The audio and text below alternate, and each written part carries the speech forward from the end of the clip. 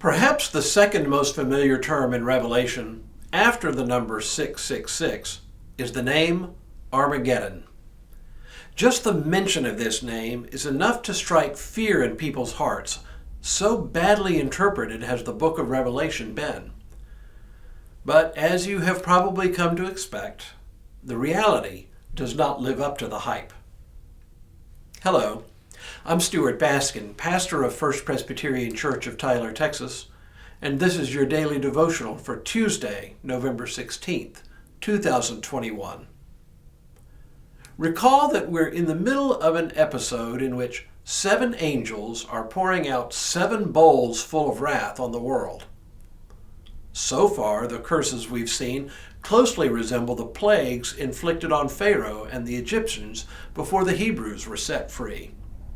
This is one more strong clue that the purpose of the book of Revelation is not to predict some coming cataclysm at the end of the world, but to strengthen the Christian faithful to withstand their current struggles with the Roman Empire and its occasional persecutions.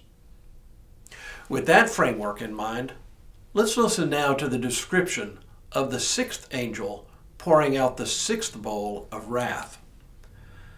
The 6th angel poured its bowl on the great river Euphrates, and its water was dried up in order to prepare the way for the kings from the east. And I saw 3 foul spirits like frogs coming from the mouth of the dragon, from the mouth of the beast, and from the mouth of the false prophet.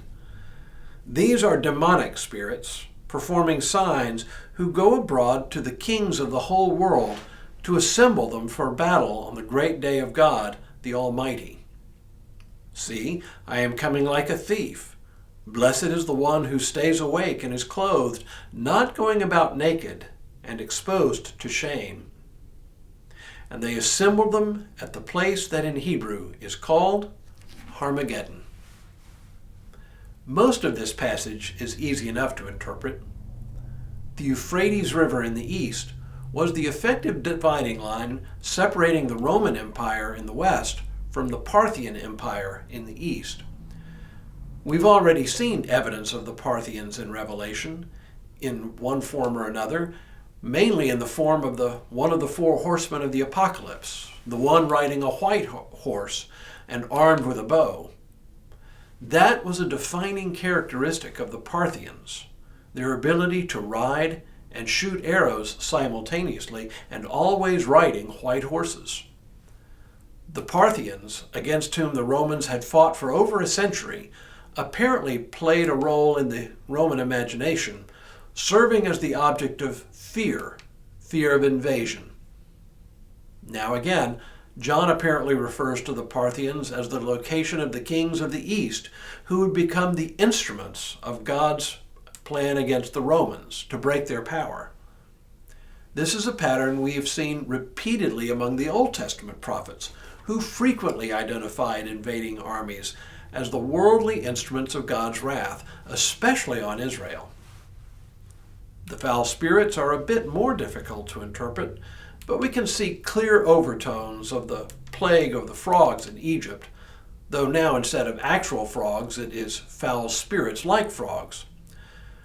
And it also seems reasonably clear that the spirits, coming as they do from the mouth of the dragon and the mouth of the beast and the mouth of the false prophet whom we've already met, represents the power of the Roman Empire, rising up in defense against the Parthians, who are gathered to make war on the Romans, and the Romans are gathering leaders to join together in a potential defensive war. As usual, John uses highly symbolic language to refer not to mystical beings, but as code language for forces any Christian of the day would have recognized and considered to have been demonic. So that leaves us with the enigmatic name Armageddon. No one is exactly sure what this refers to. Or, I should say, some are quite sure, though their evidence is shaky at best. Since, as John says, the place in Hebrew is called Armageddon, people who know a little Hebrew immediately spot the reference to a mountain. In Hebrew, har is the word for mountain, and whatever follows is the name of that mountain. So, for example, in Hebrew, Mount Sinai is Har Sinai, Mount Horeb is Har Horeb, and so forth. People therefore reading Armageddon and interpret it as Mount Mageddon. The problem is there is no such place.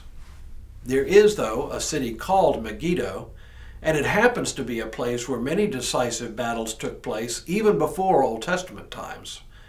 It stood at a strategic location on a major trade route, and so naturally it would have been the site of many battles and skirmishes throughout the centuries. Only one problem. Megiddo isn't on a mountain. It's on a level plain. Though in fairness, it is somewhat elevated above the floor of the plain on what is called a tell, a man-made elevation put in place under ancient cities to provide some advantage against attackers. But a mountain, it is not. So what are we to make of it? Probably just this. John isn't really pointing us to any particular place on a map, but is indicating that the Romans and the Parthians would meet and Rome would be dealt a decisive blow, a defeat, once and for all, thus freeing the Christians from their present circumstances. Does it refer to some future cosmic battle played out on earth at the end of history? There's really nothing in Revelation to lead us there other than our own overactive imaginations.